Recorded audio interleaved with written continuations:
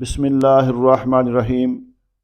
یہ ایک what's app پہ مجھے ایک سوال کیا گیا ہے کہ کیا جمعۃ المبارک والے دن صرف 2 فرض پڑھ لینے سے جمعہ کی ادائیگی ہو جاتی ہے؟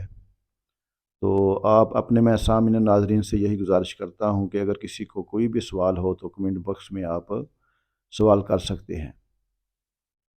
تو نماز جمعہ پڑھنے کے متعلق بہت ساری فضیلتیں جو بیان کی گئی ہیں۔ سب سے پہلے ایک حدیث مبارکہ میں یہ بیان کیا گیا ہے کہ جمعۃ المبارک والے دن جیسے جمعہ کا ٹائم شروع ہوتا ہے، جو سب سے پہلے جمعہ کی ادائیگی کے لیے مسجد میں تشریف لاتا ہے تو اس کو ایک اونٹ کی قربانی کا ثواب ملتا ہے۔ اگر جو اس کے بعد میں آتا ہے اس کو اس سے کم درجے کا ثواب۔ اس طرح جو سب سے بعد میں بندہ آتا ہے نا، اس کے لحاظ سے ثواب بھی بہت پھر کم ملتا ہے۔ تو سب سے پہلے کوشش کیجئے گا کہ جمعۃ المبارک کی ادائیگی کے لیے جیسی اذان اول ہو جائے تو سب سے پہلے آنے کی کوشش کیجئے۔ تو میں بھی اپنے اکثر مقتدیوں کو دیکھتا ہوں، جمعۃ المبارک والے دن اکثر دوست جو ہے نا، وہ جیسے ہی وہ فرض پڑھنے کا ٹائم ہوتا ہے نا، پہلے وہ خطبہ بھی نہیں سنتے، اس وقت وہ مسجد میں داخل ہوتے ہیں اور 2 فرض پڑھ کر ہی باقی سنتیں وغیرہ بھی نہیں پڑھتے، واپس چلے جاتے ہیں۔ تو یہ یاد کیجئے گا کہ 2 فرض پڑھنے سے پہلے جو 4 سنتیں ہیں وہ سنتیں مؤکدہ ہیں، اور 2 فرض پڑھنے کے بعد پھر 4 سنتیں مؤکدہ، پھر 2 سنت مؤکدہ۔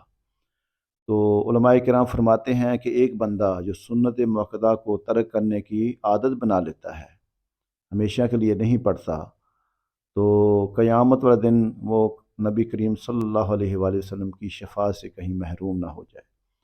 اور جو بندہ نوافل بھی پڑھتا ہے، اس کی اتنی فضیلت ہے، اتنی برکت ہے کہ قیامت والے دن جب اللہ کریم حساب کتاب لے رہا ہوگا تو اگر کسی بندے کے فرضوں میں کمی ہوگی تو اللہ تعالیٰ اپنی شان رحمت سے اس کے نوافل کو فرضوں میں شامل کر کے اس کی بخشش فرما دے گا۔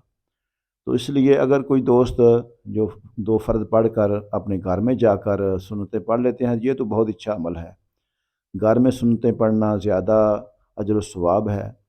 لیکن اگر کوئی عادت بنا لے اس کو ہمیشہ کے لیے وہ پڑھے ہی نہ، تو پھر وہ بندہ گناہ گار ہوگا۔ ہاں، کہیں کسی وقت کوئی مجبوری ہے، اس کو ٹائم نہیں ملا، وہ علیحدہ بات ہے، لیکن عادت بنا لینا، جان بوجھ کر نہ پڑھنا، اس سے بندہ گناہ گار ہوگا۔ تو اللہ تعالیٰ ہمیں دین اسلام پہ عمل کرنے کی توفیق عطا فرمائے اور نیک اعمال کی توفیق عطا فرمائے۔ آمین ثم آمین یا رب العالمین۔